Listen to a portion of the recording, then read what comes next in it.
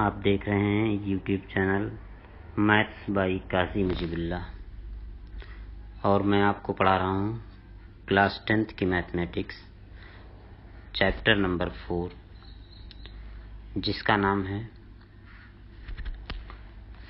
द्विघात समीकरण। इसमें मैं आपको आज पढ़ाऊंगा इसके वर्ड प्रॉब्लम को। इसका मतलब ये कि इबारती प्रश्न को हम कैसे हल करेंगे। तो आज देखते हैं इस वीडियो में एक क्वेश्चन हमने लिया। एक रेलगाड़ी एक समान चाल से 360 किलोमीटर की दूरी तय करती है। यदि चाल 5 किलोमीटर प्रति घंटा अधिक होती तो उसी यात्रा में 1 घंटा कम समय लेती। तो हमें यहाँ बताना है कि रेलगाड़ी की चाल कितनी है। एक दूसरा क्वेश्चन लेते हैं। एक मोटर बोट जिसकी स्थिर जल में चाल 18 किलोमीटर प्रति घंटा है, 24 किलोमीटर धारा के प्रतिकूल जाने में वही दूरी धारा के अनुकूल जाने की अपेक्षा 1 घंटा अधिक लेती है। धारा की चाल ज्ञात कीजिए। और एक तीसरा क्वेश्चन हमारे पास है। पिता की आयु अपने पुत्र की आयु की 3 गुनी है। 5 वर्ष पहले दोनों की आयु का गुणनफल 125 वर्ष था, तो दोनों की वर्तमान आयु ज्ञात कीजिए। तो अब चलते हैं सबसे पहले क्वेश्चन में। एक रेलगाड़ी एक समान चाल से 360 किलोमीटर जाती है। अब यहाँ जो है रेलगाड़ी की चाल समान चाल से जा रही है और जाना है उसको 360 किलोमीटर, यानी उसका डेस्टिनेशन 360 किलोमीटर का है। और उसकी अगर स्पीड वो कह रहे हैं कि अगर 5 किलोमीटर अधिक कर दी जाती तो यात्रा में 1 घंटा कम समय लगता। तो देखते हैं। सबसे पहले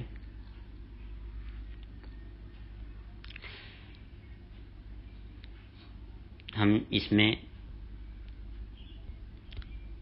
एक क्वेश्चन लेते हैं।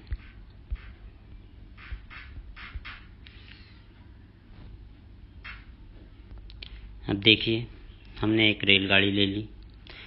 इसकी चाल हमने मान ली कि ये x किलोमीटर प्रति घंटा है। अब ये इस स्पीड से चल रही है और जहां इसको जाना है और इसका डेस्टिनेशन जहां इसको जाना है वो 360 किलोमीटर की दूरी पर। मान लीजिए ये इस स्थान पे इसको जाना है, नया स्टेशन, और इसके बीच की दूरी 360 किलोमीटर है। तो अब हम सबसे पहले ये देखेंगे कि इस दूरी को तय करने में इसको कितना समय लगेगा। जैसे मान लीजिए आपकी स्पीड अगर 60 की है और अगर आप 120 किलोमीटर जाना चाहते हैं तो आपको कितना समय लगेगा? 2 घंटे। क्या किया आपने? 120 को 60 से डिवाइड कर दिया। तो ऐसे ही यहाँ भी जो स्पीड है उससे दूरी को अगर हम डिवाइड कर देंगे तो हमें समय मिल जाएगा। तो इसको जाने में लगा समय 360/x, क्योंकि 360 जो है इसकी दूरी है और x जो है इसकी स्पीड है। जब दोनों को डिवाइड कर देंगे तो हमें ये पता चल जाएगा कि इसको इस दूरी को तय करने में कितना समय लगा। अब देखिए, जब ट्रेन की स्पीड 5 किलोमीटर प्रति घंटा अगर हम इसकी बढ़ा देते हैं तो इसकी स्पीड हो जाएगी x+5 और दूरी वही रहेगी 360 किलोमीटर। अब इसको इस दूरी को तय करने में कितना समय लगेगा? ये लगेगा 360/x+5। जब स्पीड x थी तब समय लगता था 360/x, और जब स्पीड बढ़ गई 5 किलोमीटर तब समय लगा x+5।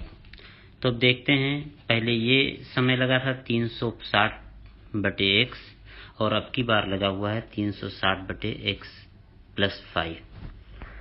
तो इन दोनों में जब स्पीड कम थी तब ज़्यादा समय लगा था, और जब स्पीड बढ़ गई तो कम समय लगा। इसका मतलब ये हुआ कि 360 बटे एक्स ज़्यादा है और 360 बटे एक्स प्लस 5 ये जो है कम है।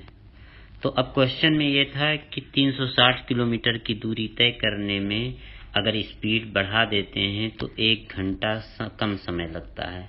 तो इसका मतलब ये है कि दोनों का जो डिफरेंस है वो 1 का है। तो आइए चलते हैं। अब हमें एक इक्वेशन मिल गया 360 बटे एक्स माइनस 360 बटे एक्स प्लस 5 बराबर 1। अब इस इक्वेशन को हम सॉल्व करके और ट्रेन की स्पीड निकाल सकते हैं। तो आइए देखते हैं इसको सॉल्व करने का तरीका। 360 और 360, इसमें से ये 360 हमने कॉमन ले लिया। अब एक ब्रैकेट बना दिया यहाँ पे, और यहाँ लिख दिया 1/x, क्योंकि 360 निकल गया तो 1 बचा 1/x, और माइनस यहाँ पर लिख दिया 1/x plus 5 is equal to, ये हो गया हमारा 1। ये 1 घंटे का जो डिफरेंस था वो 1। अब इसको हम सॉल्व करें तो एलसीएम लेंगे। ये 360 ब्रैकेट से बाहर है, इसको ऐसे ही लिख दिया, और यहाँ पर हमने एलसीएम ले लिया x और x प्लस 5, x और x plus 5 is equal to 1। यहाँ देखिए एलसीएम जब लेंगे तो इसको इससे मल्टीप्लाई, तो ये x प्लस 5 आ जाएगा, और इसको इससे मल्टीप्लाई करेंगे तो x आ जाएगा।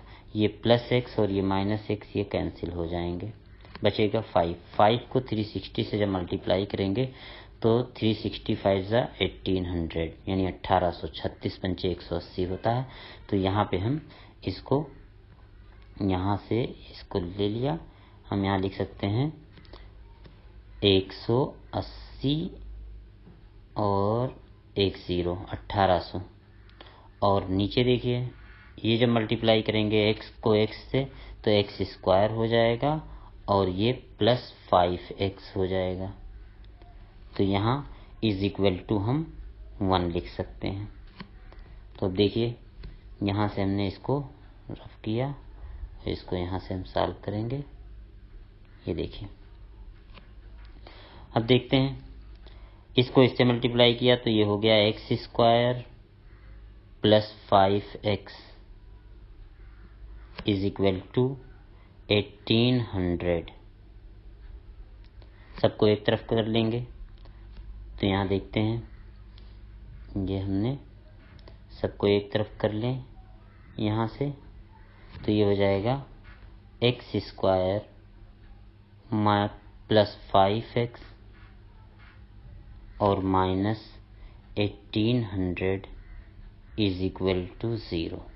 अब क्वाड्रेटिक इक्वेशन आप सॉल्व कर चुके हैं, तो वहाँ से आप इस 1800 का फैक्टर करते हैं। ऐसा फैक्टर कीजिए कि सब्ट्रैक्ट करने पर जो है 5 आ जाए। तो हमारे पास से एक फैक्टर है 45 इंटू 40। 45 इंटू 40 जब मल्टीप्लाई करेंगे तो ये हो जाएगा 1800। तो ये दो फैक्टर हम यहाँ से बना लें, एक हो जाएगा x स्क्वायर और प्लस इसको हम लिख सकते हैं 45 माइनस 40 x और माइनस 1800 इज इक्वल टू, ये हो गया 0। इसको ओपन कर लें, x square plus 45x minus 40x और माइनस 1800 इज इक्वल टू 0। ठीक, अब इसको हम सॉल्व कर लें तो यहाँ देखिए हमारा ये हो जाएगा, यहाँ से ये दो एक साथ ले लें और यहाँ से ये दो एक साथ ले लें, तो यहाँ से x कॉमन हो गया, ये बचा x प्लस 45 और यहाँ से 40 कॉमन हो गया तो ये हो गया x माइनस 45, माइनस माइनस ये प्लस हो जाएगा और 0। ठीक है। अब इसके लिए यहाँ से हम कॉमन ले सकते हैं x + 45, x + 45, तो ये हमने रफ कर दिया, ये यहाँ से हमने यहाँ से x + 45 कॉमन हो गया और हम एक ब्रैकेट में लिख दें इसको, और दूसरा बचा x - 40। अब इस इक्वल टू 0। देखिए इफ x + 45 को अगर हम 0 के इक्वल लेते हैं तो x की वैल्यू आ जाएगी नेगेटिव, यानी ट्रेन की स्पीड नेगेटिव है, तो ऐसा हो नहीं सकता। तो यहाँ देखिए दूसरा हमारे पास इफ x - 40 = 0, तो x = 40, तो x की वैल्यू आ गई 40। अब इसका मतलब ये कि जो ट्रेन की स्पीड है वो हमारी आ गई कितनी, 40 किलोमीटर प्रति घंटा, यानी किस स्पीड से ट्रेन चल रही थी, x = 40 किलोमीटर प्रति घंटा, इस स्पीड से ट्रेन चल रही थी। तो ये एक क्वेश्चन कंप्लीट हो गया आपका। अब देखते हैं इसमें दूसरा क्वेश्चन, और ये क्वेश्चन बहुत इंपॉर्टेंट है बोर्ड एग्जाम के लिए, इसलिए इसकी बार बार प्रैक्टिस कीजिए। 2-3 बार इसको प्रैक्टिस कर लेंगे, ये लॉन्ग में आएगा, 4 मार्क्स इसके या 6 मार्क्स मिल जाएंगे इसमें। अब आप चलते हैं हम दूसरे क्वेश्चन की तरफ, जिसमें क्वेश्चन था एक मोटर बोट जिसकी स्थिर जल में चाल 18 किलोमीटर प्रति घंटा है, 24 किलोमीटर धारा के प्रतिकूल जाने में वही दूरी धारा के अनुकूल जाने की अपेक्षा 1 घंटे अधिक लेता है, धारा की चाल ज्ञात करनी है। तो चलते हैं इसके लिए हम सबसे पहले हम मान लें कि एक स्थिर जल है, स्थिर जल मीन्स रुका हुआ जल। तो अब स्थिर जल में जो बोट है उस बोट की जो चाल है क्वेश्चन में दिया हुआ है वो 18 किलोमीटर प्रति घंटा है। तो देखिए ये हमने मान लिया 18 किलोमीटर, स्थिर जल में जो नाव की चाल है वो 18 किलोमीटर प्रति घंटा है। अब आइए, ये नाव जो है पहले धारा के अनुकूल दिशा में जाती है, इसका मतलब ये कि जिस तरफ धारा बह रही है उसी तरफ नाव भी जा रही है। तो हम जानते हैं, पहले इसको हम देखते हैं। ये धारा है, हमने मान लिया इस धारा की चाल x किलोमीटर प्रति घंटा है, इसको हमने मान लिया x किलोमीटर, यानी धारा इस तरफ बह रही है। ठीक, अब हमारी जो नाव की चाल थी वो थी 18 किलोमीटर प्रति घंटा। तो जब हम धारा की दिशा में जाएंगे तो धारा की चाल भी उसमें जुड़ जाएगी, तो ये हो जाएगी 18 + x। पहले थी 18 किलोमीटर प्रति घंटा, लेकिन जब धारा में जा रही है तो अब धारा के साथ इस नाव की चाल हो जाएगी 18 + x। ठीक, अब हम जानते हैं कि इसको 24 किलोमीटर जाना है, तो कितना समय लगेगा, पीछे हम बता चुके हैं कि इसको ये जो समय लगेगा इसको वो हो जाएगा 24/18 + x, क्योंकि इसकी स्पीड है 18 + x और जो इसकी दूरी है जहाँ जाना है वो है 24 किलोमीटर। तो ये एक समय लग गया। अब इसके बाद क्या होगा कि नाव फिर वापस आएगी, ये धारा है, धारा के विपरीत दिशा में नाव जा रही है, तो हम जानते हैं इस कंडीशन में जो चाल होगी वो घट जाएगी। यानी जब आप हवा के साथ चल रहे होते हैं तो आपकी स्पीड बढ़ जाती है, और जब आप हवा के विपरीत दिशा में चल रहे होते हैं तो आपको बहुत मेहनत करनी पड़ती है और आपकी स्पीड क्या हो जाती है, कम हो जाती है। तो ऐसे ही जब नाव धारा की दिशा में जाएगी तो चाल बढ़ जाएगी, और जब विपरीत दिशा में आएगी तो चाल घट जाएगी। कितनी घटेगी, देखिए जितनी धारा की चाल होगी, कितनी धारा की चाल थी x, तो 18 में से x घटा देंगे, तो ये अब धारा की चाल हो गई। अब यहाँ देखिए, अगर हम गए थे 24 किलोमीटर और फिर हम वापस 24 किलोमीटर आएंगे तो कितना समय लगेगा, तो देखिए इस स्पीड से ये 24/18 - x लग जाएगा, यानी इसमें ज़्यादा समय लग जाएगा। और जब हम धारा की दिशा में जा रहे थे तो कम समय लगेगा। तो अब देखते हैं, ये हमारा हो गया। ये देखिए ये है जाने की और दूसरा है पहला है आने की और फिर उसमें से दूसरे को हमने घटा दिया जाने की में लगा समय, और ये किसके इक्वल है? 1 के इक्वल है। क्यों? क्योंकि ये देखिए हम जानते हैं कि जब आप स्लो चलेंगे तो आपको ज़्यादा समय लगेगा। ये स्लो स्पीड थी पहली, ये हमारी इसकी ये स्लो स्पीड थी, और जो ये थी वो धारा की दिशा में, इसका मतलब ये तेज चल रहा था। और दोनों का डिफरेंस जब ज़्यादा में से कम घटाएंगे तो उसका डिफरेंस कितने का है? 1 घंटे का है। तो ये इस इक्वेशन को सेम पिछले की तरह ये इक्वेशन है, इसको हम सॉल्व कर लें तो देखते हैं। इसमें हम क्या करेंगे? इसमें हमने ले लिया 24 कॉमन ले लेंगे, सेम पिछले की तरह 24 मैंने कॉमन ले लिया, और यहाँ हमारे पास क्या बचा? 1 बचा और अपॉन 18 माइनस एक्स, और यहाँ -1 बचा और यहाँ बचा 18 प्लस एक्स, ये हो गया, और इज इक्वल टू हमने लिख लिया 1। ये हमारा आ गया। अब देखिए ये 24 बाहर ही रहा, हमने इसको सॉल्व किया, देखिए एलसीएम आएगा हमारा, यह आ जाएगा 18 माइनस एक्स भी एलसीएम हो जाएगा और 18 प्लस एक्स भी हो जाएगा, 18 प्लस एक्स। तो अब इसको इससे मल्टीप्लाई कर देंगे और इसको इससे, तो ये हो जाएगा। यहाँ पे हम आपको इंडिकेट कर दें कि किसको किससे मल्टीप्लाई करने जा रहे हैं। देखिए हम इसको इससे मल्टीप्लाई कर देंगे और इसको इससे मल्टीप्लाई कर देंगे, तो ये हो जाएगा 18 प्लस एक्स, और यहाँ 18 प्लस एक्स, और जब माइनस साइन लगाएंगे तो ये इसके साइन चेंज हो जाएंगे, ये 18 माइनस का हो जाएगा और x प्लस का हो जाएगा, और इज इक्वल टू ये 1 हो जाएगा।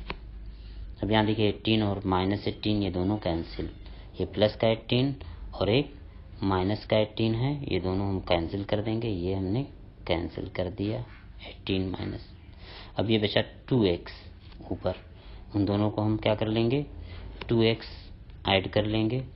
तो देखते हैं, इसको हमने यहाँ से ये कर दिया, यहाँ देखिए हमने यहाँ लिखा 24 इंटू 2x, और नीचे देखते हैं यहाँ पे 18 माइनस एक्स 18 प्लस एक्स, तो ये फार्मूला हम जानते हैं 18 का स्क्वायर और माइनस एक्स का स्क्वायर इज इक्वल टू ये 1 हो गया। अब इसको हम सॉल्व कर लें तो देखते हैं।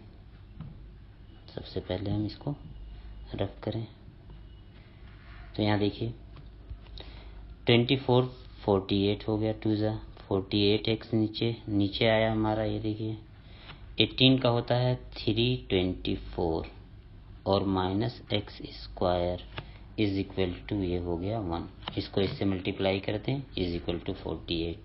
तो यहाँ देखिए इसको हमने यहाँ सॉल्व कर लिया, तो ये हो जाएगा 48x is equal to 48x is equal to, इसको मल्टीप्लाई किया तो ये 324 माइनस एक्स स्क्वायर। अब सबको एक तरफ कर लें तो देखते हैं, जब हमने सबको एक तरफ कर लिया तो ये x जो निगेटिव था ये स्क्वायर पॉजिटिव हो गया, एक्स स्क्वायर, और ये प्लस 48x पहले से था, और ये माइनस 324 इज इक्वल टू 0। ये देखिए आपका क्वाड्रेटिक इक्वेशन स्टैंडर्ड फॉर्म में लिखा हुआ। अब देखते हैं, ये स्टैंडर्ड फॉर्म में लिखा हुआ है। 324 का हम ऐसा फैक्टर करें कि सब्ट्रैक्ट करने पर हमारा 48 आ जाए। तो हमारे पास एक फैक्टर है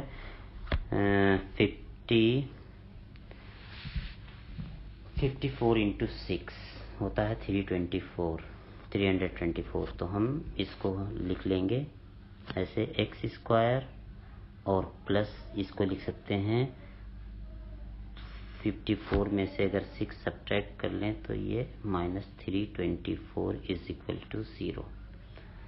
इसको ओपन कर लें तो ये हो जाएगा x square plus 54x minus 6x और माइनस 324 इज इक्वल टू 0।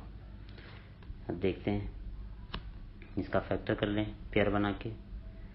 तो इसको हम पेयर अगर बनाते हैं तो इस एक दो को एक साथ ले लेंगे, दो को एक साथ ले लेंगे। तो यहाँ देखिए इन दोनों को एक साथ लिया तो इसमें कॉमन हमारा हो जाएगा x, तो x कॉमन हो जाएगा, x प्लस 54 बचेगा और ये माइनस 6 कॉमन हो जाएगा तो ये x प्लस 54 बचेगा इज इक्वल टू 0। तो यहाँ देखिए x प्लस 54 हमने ले लिया और x minus 6 is equal to 0। अब देखते हैं यहाँ x प्लस अगर 54 इज इक्वल टू 0 लेते हैं तो x की वैल्यू निगेटिव आ जाएगी माइनस 54। इसका मतलब ये कि बोट जो है निगेटिव स्पीड में जा रही है, तो ऐसा हो नहीं सकता, ये पॉसिबल नहीं है। तो देखिए यहाँ दूसरा x minus 6 is equal to 0 तो x इज इक्वल टू 6। इसका मतलब ये कि जो धारा की चाल है वो 6 किलोमीटर प्रति घंटा है। ये हमारा आ गया। तो ये भी एग्जाम में के लिए बहुत इम्पोर्टेंट क्वेश्चन है, इसलिए इसको बहुत अच्छी तरीके से तैयार कीजिए। अब देखिए हमारे पास जो तीसरा क्वेश्चन है वो है पिता की आयु अपने पुत्र की आयु की 3 गुनी है। 5 वर्ष पहले दोनों की आयु का गुणनफल 125 वर्ष था, तो दोनों की वर्तमान आयु ज्ञात कीजिए। ये एक बोर्ड एग्जाम के लिए बहुत इंपॉर्टेंट क्वेश्चन है। तो चलते हैं देखते हैं इसको। अब देखते हैं, पिता की आयु पुत्र की आयु की 3 गुनी है। तो सबसे पहले मान लें कि पुत्र जो है x वर्ष का है।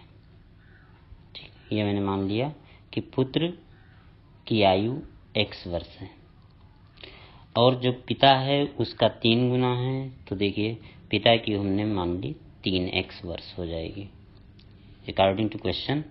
ये क्वेश्चन में ये कहा गया कि पिता की आयु पुत्र की आयु की 3 गुनी है, तो हमने पुत्र की आयु x मान ली और पिता की आयु 3 गुनी हो जाएगी 3x। अब आइए कह रहे हैं कि 5 वर्ष पहले, तो 5 वर्ष पहले इसका मतलब दोनों को 5-5 सब्ट्रैक्ट घटाना होगा। तो देखिए हमने मान लिया कि 5 वर्ष पहले जो पुत्र था उसकी आयु रही होगी x माइनस 5 वर्ष, 5 घटा दिया मैंने। और देखिए जो पिता था पहले कितना था 3x था, तो अब उसकी आयु हो जाएगी 3x माइनस 5 वर्ष। क्यों? क्योंकि 5 वर्ष इसका भी कटेगा, 5 वर्ष बच्चे का भी कटेगा, तो दोनों की आयु में हमने 5 वर्ष घटा दिया। अब क्वेश्चन है कि जब 5 वर्ष पहले दोनों की आयु का गुणनफल 125 था, तो अब चलते हैं देखते हैं इसको सॉल्व करने। तो देखिए 5 वर्ष पहले पिता की आयु थी 3x माइनस 5,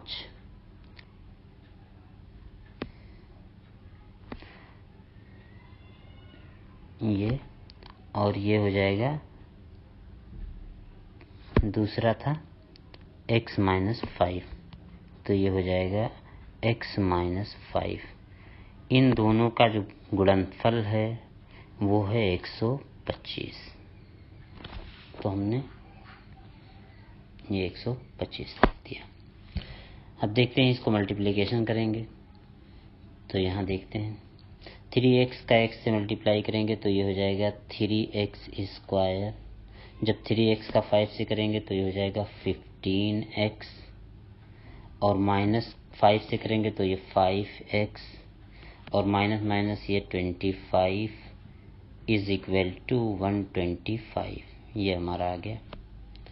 अब इसको हम देखें और सॉल्व करें। 3x स्क्वायर और ये 15x और 5x ये दोनों ऐड होके माइनस 20x हो गए और ये प्लस 25 ये हो गया और इससे 125 को ब्रैकेट इक्वल के इस तरफ लाएंगे तो माइनस 125 हो जाएगा इज इक्वल टू 0।